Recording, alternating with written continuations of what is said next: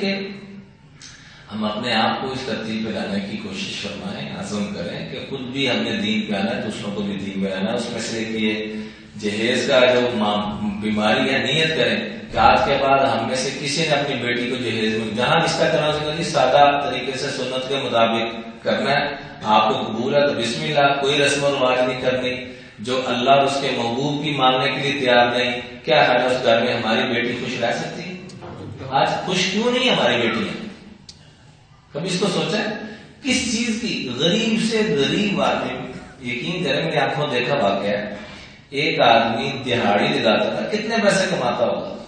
دہاڑی لگانے میں کتنے کماتے تھے؟ 1000 کمانے تھے۔ اور یہ بات بھی پرانی ہے، اس وقت میں تو 400 یا 500 دہاڑی لگتی ہوگی مشکل سے۔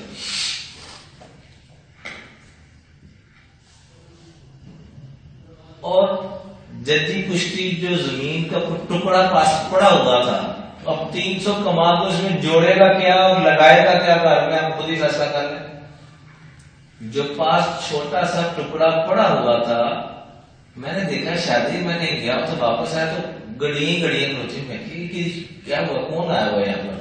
کہا جی وہ جو فلانا نہیں مزدور انہوں نے گھر شادی میں گڑیاں کی تھوڑی بار پتا لگا جا ایک پلاٹ لگا سے بیچ کے رینٹ سے گڑیاں منگائی گیا،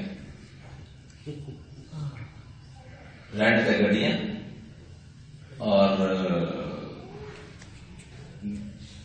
دیگے کو کہیں نہیں ہے، اپنا ٹشن پورا کیا تھا۔ اس کو ہم نے وہ بیس بنا لیا۔ ہم کہتے ہیں ہمارے کرنے سے کیا ہوگا؟ بھائی ہمارے کرنے سے میری آپ کی جنت تو بنے گی، ہم اپنی جنت تو بنائیں۔ ساری دنیا نے صبح کا ناشتہ کیا ہو، ہم نے نہ کیا ہو، ہمیں کیا فائدہ دوسروں کو ناشتہ کرنے کا؟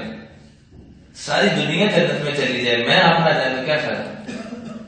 اس لیے درخواست ہے کہ دین کو ہم نے ہر شعبے کے اعتبار سے سیکھنا ہے۔ تو جو ہے وراثت کے اندر جو چیزیں آڑ بن رہی ہیں ان کو پہلے ختم کرنا ہے۔ دنیا کی محبت کو ختم کرنا ہے، ہم نے جہیز کو ختم کرنا ہے، اور ہندوؤں کے کلچر کو ختم کرنا ہے۔ ہم نے اپنے آقا بلکہ کسی کے کلچر کو ہم نے قبول نہیں کرنا۔ ہم نے کلچر لینا تو صرف اور صرف کس کا لینا؟ حضور اکرم صلی اللہ علیہ وسلم کا لینا۔